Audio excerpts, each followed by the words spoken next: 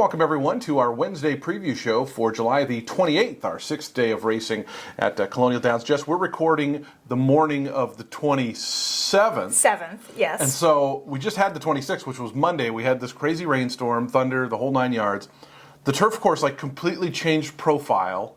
It seemed like you couldn't win unless you were way behind and on the outside. It got interesting at the end of Monday. So the interesting thing with the turf course is how well it took the water. Oh, yeah. I know everyone said that this turf course takes water really well, and it's this amazing course. And it has made a believer out of me. There was almost no kickback, and we got just torrential rain and thunder and lightning storms like I have not seen. It was a wild afternoon at the races. You told me when you interviewed Landeros, too, that he was even saying beforehand, it's going to be too bad out there, right? Quite a few of the jockeys, actually, beforehand, were a little concerned that the turf course was just not going to handle the water well, and every single one of them came back gushing that this is the best turf course in America, and it absolutely is. All right. Well, we're going to see. I think watching Tuesday's races will be important because we're not supposed to have any rain Tuesday or for the Wednesday card. And supposed to be a little toastier outside. It's going to be warm today. Yeah. So, but I'm just curious to see kind of how it dries out, because we had so much rain, but then it seemed like even by the end of the card, the dirt was even looking like it was drying out. So hopefully fast and firm, or at least fast, maybe good. We'll see what happens. But let's talk about the 9-race Wednesday card, and we kick off in the first race, maiden special weight event for fillies and mares, 3-year-olds and up, on the main track. Just a field of 7 here. Some lightly raced runs, some first-time starters, and where'd you land in the first race? I went with a first-time starter, and I'm going to eat some chalk to start the day. I think this horse, 7-5 on the morning line, will be your favorite come post time as well. Cupcake, number 6, comes out for the Michael Stidham barn, top barn. Solid, encouraging work tab. The dam with stakes placed. A lot of precocity in the pedigree. Get Sheldon Russell aboard. I think a lot to like here. The 7 Brooklyn's de Bomb raced really, really well for maiden claimers, 50,000 maiden claimers, so not an easy one. They jumped up to maiden special weight, I'm guessing just off the good solidness of that performance, and they went on the turf and they didn't run a jump. So back to the dirt. I don't want to say it's class relief because our maiden special weights here are tough, but those $100,000 ones at Churchill are really salty. And I don't even think it's a class issue with that horse. I think the horse just didn't pick up her feet on the turf at all. Your selections for the first, Jess? 6, 4, 7, and 3. The second race on the program, we always begin our early pick 4 in race number 2, worth noting, 50-cent early pick 4s. And we got inner turf, which, it's kind of been a little bit of our thing, right? We maybe start on the dirt, go right to the inner turf for a route race. Maiden claimers, 25,000 and a mile and a 16th, so a little bit of a longer run in this particular one, and a pretty good-sized field as well. I'm going for maybe a little bit of a long shot with number 5, Elusive Jester. This one made a big step forward last time out. That was his second start. It was rained off the turf that day. His debut, that came on the turf. I understand it was not a good effort, but he did go to the shelf for about 6 months after that. So I think you have to assume that he either had some growing pains or something went a little wrong and he needed some time off. I like that he came back kind of in good order. He gets another chance to prove he can be effective on the turf. Michael Sanchez is aboard, and boy, has he been riding really well, particularly on this turf course. You got to talk to him on Monday because he won one of the stakes. He's a nice young guy too, isn't he? Super nice. He also made a really interesting point. We were talking about horses' body types that maybe handle this turf course better than others, because I've come from Suffolk Downs, so I understand that my turf perspectives may be a little skewed. But I got in the habit there of always looking for these caddy, kind of light-bodied type horses, because the turf course was a little, we're going to use the word interesting.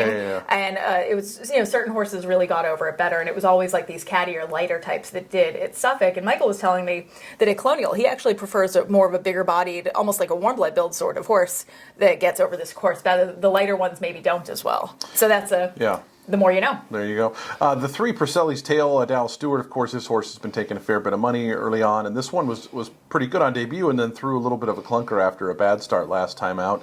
They kind of make the plunge here down to 25. Yeah, and the unproven on the turf, I'm not really that apt to take this horse at a short price. Maybe he beats me, but I didn't use him.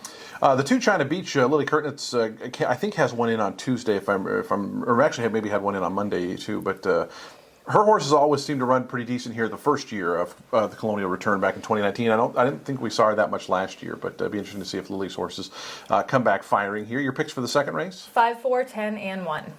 We are on the inner turf again at a mile and a 16th. The fillies and mares for a $10,000 non-winner of 3 in the third race, and a smaller field for one of our turf routes. I feel like those are the ones that usually fill the best. But you can take a breather here. Yeah, exactly. That's when I get in trouble. The favorite, I think, Smooth as Glass, the morning line at 5-2 from Merv. I thought, I mean, coming off a huge win last time down at Tampa, the Tampa horses from that little summer meet have fared okay so far. They have. I mean, a lot of Tampa shippers up here at Colonial this year.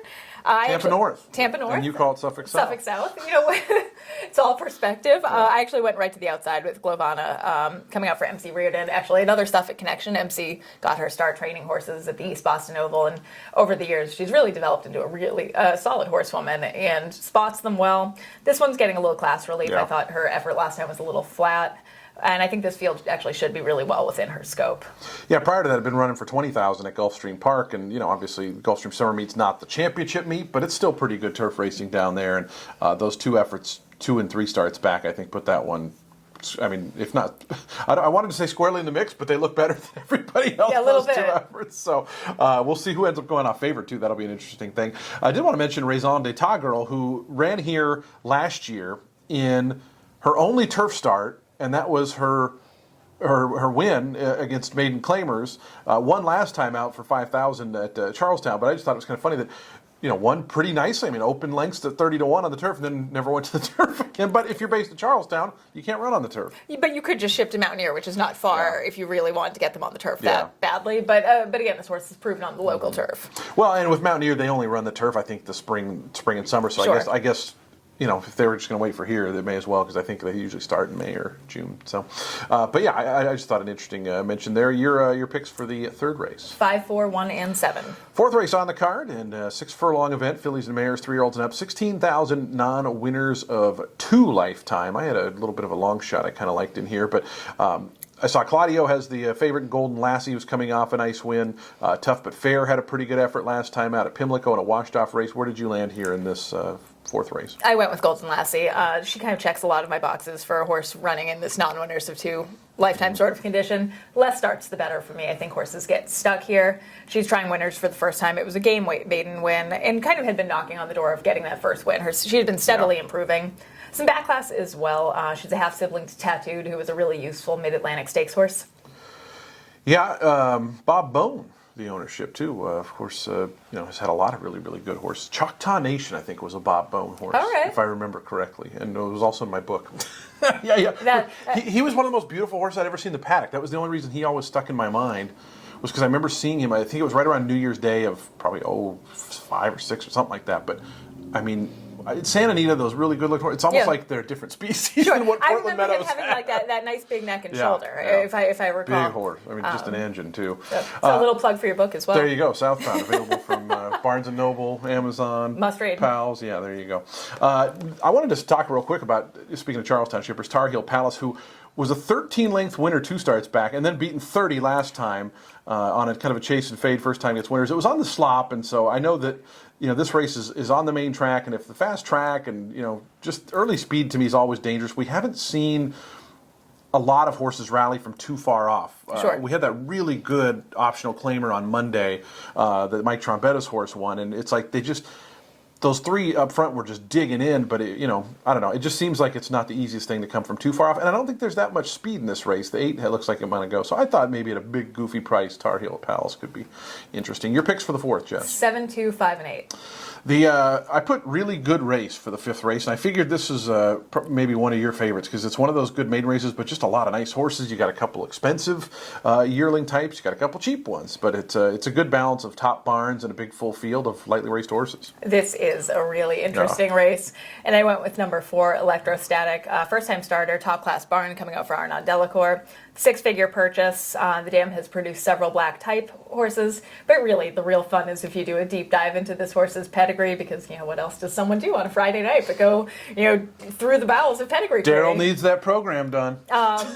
This horse's second dam is the Grade 1 winning millionaire Sharp Cat, and boy did it make me feel old when I realized how old Sharp Cat is, having grandbabies, and I mean probably great grandbabies at this point. So we are elderly. Electrostatic looks really interesting, but also number 10, Curly Tail. There's another crazy good pedigree here.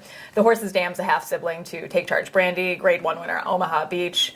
The debut was average, but I mean that's a pedigree. Yeah, well, and it kind of was running a little bit at the end after a bad start. I thought the debut was a little bit sneaky in terms of showing a little something late. And Dallas isn't necessarily a have him super cranked first time barn either. So I thought this one was. No, and there's no way this horse is meant to sprint. You have to think that this horse wants to go long. I'm not necessarily convinced that it will be on the turf, but this horse obviously wants more distance. I just thought so many interesting horses in this race. Red Label for Larry Demeray, was a pretty promising debut. Was close up throughout at Ellis Park, and those Ellis Park made special. They're $50,000 races. They're not gimmies. Barberini, another Arnaud Delacour runner. Kenny McPeak, I think we see for the first time. Kenny not necessarily known for first time starters. I always think he's really good second time. I think just of Kenny known for taking a swing. I just love that he's running Swiss Skydiver in the Whitney. And there was actually a long shot I kind of thought was interesting. The 3-asset Talent, who didn't do a ton of running in the debut at Monmouth. It was a washed off the turf race, but gets Lasix for the first time. It actually took I don't want to say took a lot of money because it was 11-1, but in a 9-horse field on debut. I don't know. It's a high percentage barn. I thought this one was a wake up potential. I think there's a lot of things coming in from Monmouth that could wake up a young horse. Debuting without the ability to have any kind of extra encouragement to keep a young horse focused is an interesting discussion to have. Oh, we've been having it, believe me.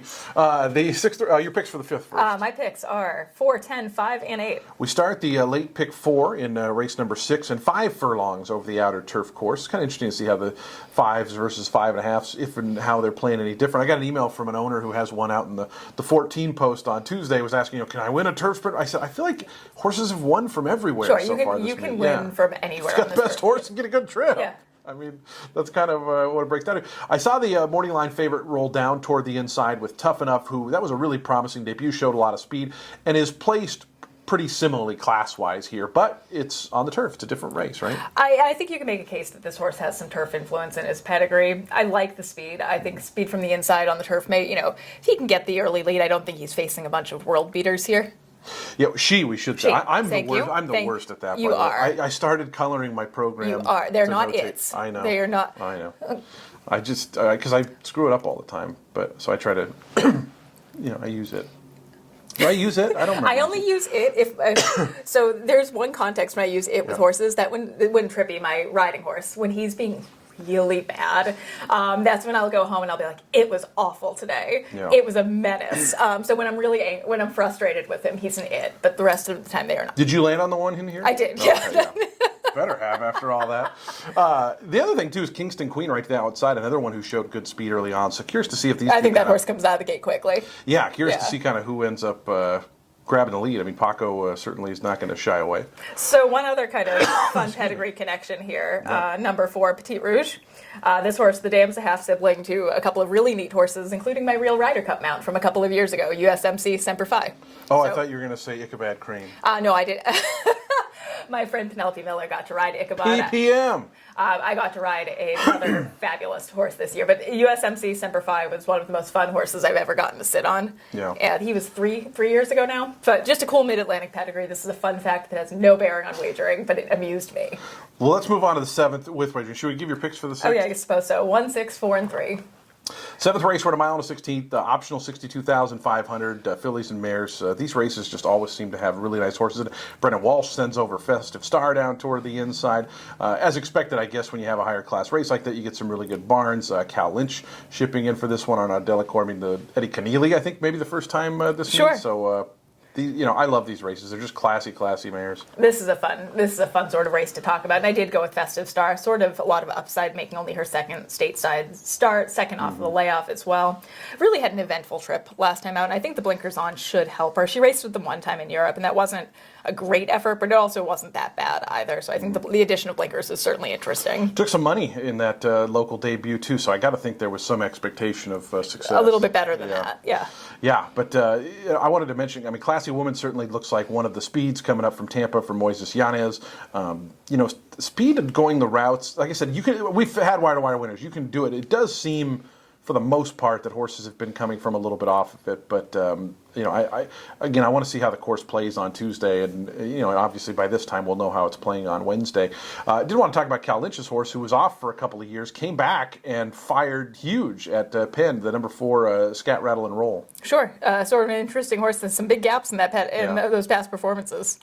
We always see the New York runners take a fair bit of money, and Faccio Yo, I think it is. Good with you? Yeah. That's good with me? I haven't checked it. Forvo.com if you need to check pronunciations. That's my go-to site. Good to know. Yeah, a former Christophe Clement trainee, and I feel like just off of the connections. I mean, even Arnaud Delacour, they might take a little bit of money here. I'm not entirely convinced this horse really wants to go 2 turns. Her best efforts have been sprinting, but there's plenty of depth there to the pedigree, and I think kind of that European sprint form can sometimes get a little farther here. We should talk about the 7R Baby Ruth too, who's 2-1 coming out of the Grade 3 Chicago. Not a bad effort that day. Kind of split the field, running 4th.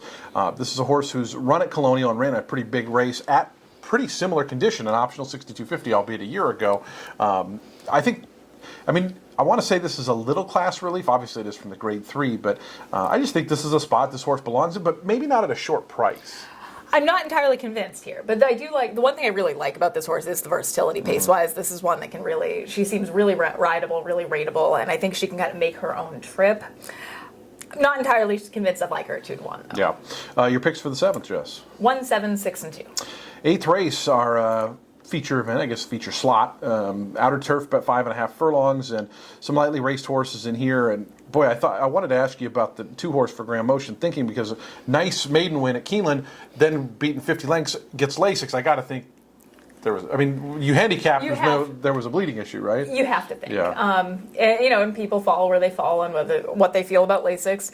But as it is, it is a legal medication here, yeah. and I think this is a horse that certainly on paper looks like she may move up with the addition of it. Also, just a crazy good pedigree on this horse. The dam's a half to Grade 1 winner and Kentucky Broodmare of the Year, Lemons Forever.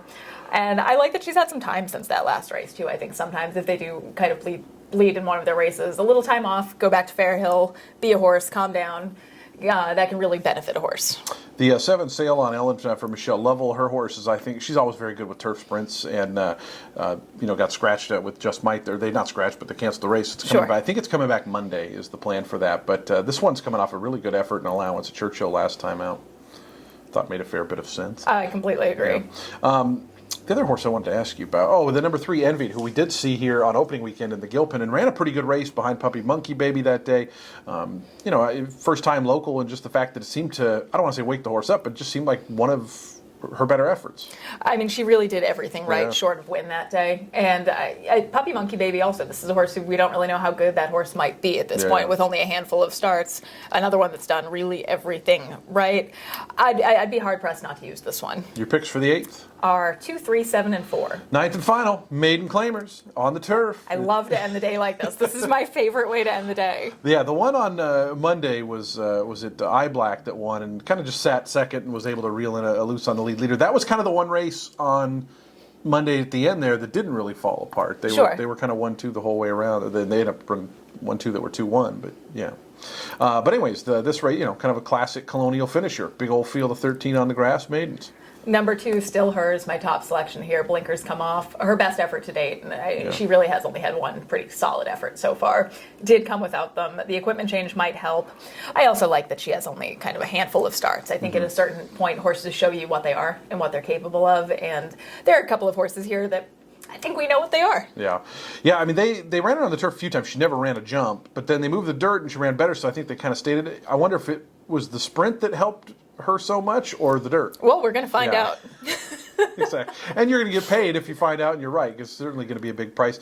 Sydney Sue, the 7th, is kind of interesting because, has been running for maiden special weight quite often, and if you look way back when they finally did drop in for a tag, it was like 3rd beaten 3/4, but it was also 0 for 15. Yeah. Kind of one of those conundrum horses for me. And to me, price would dictate this thing. Like if this horse is 10 or 12 to 1, it becomes really interesting, I think. I'm still not entirely convinced that 16 times is the charm here. And then I did also want to mention the 10 Impetuosity for Anand Para. Just another Gulfstream shipper. I always give them a little bit of credit on the turf, especially the turf sprints. Those races are usually pretty tough. Where did you land here in the finale? I landed with number 2, Still Her, on top over the 9, 3, and 8. Who's the 9? Lone Biz. Okay, now Lone Biz does not run a jump, but is not run on turf, so I'm guessing this is some kind of pedigree thing. Minimal. I mean, this is... Or speed. I mean, this doesn't actually... Yeah. This isn't a pedigree that, jumps out at you as a huge turf pedigree. But at least this horse is doing something different. Yeah. This horse has proven at this point that the dirt, maybe not so Yeah. much, but maybe the turf. And for me, cheap races, any kind of little hint of speed, I think, is always a potential bonus because sometimes these horses don't have the biggest passing gears, and so you can maybe steal one or steal a placing, I should say. Sure. All right, Jess. Well, that'll wrap up week number 2 here at Colonial Downs. We're back next Monday, Tuesday, and Wednesday. We're back for the next 5 Monday, Tuesday, and Yes. Wednesdays at 1:45 p.m. Everybody, best of luck with your wagers on this Wednesday. We'll see you back next week.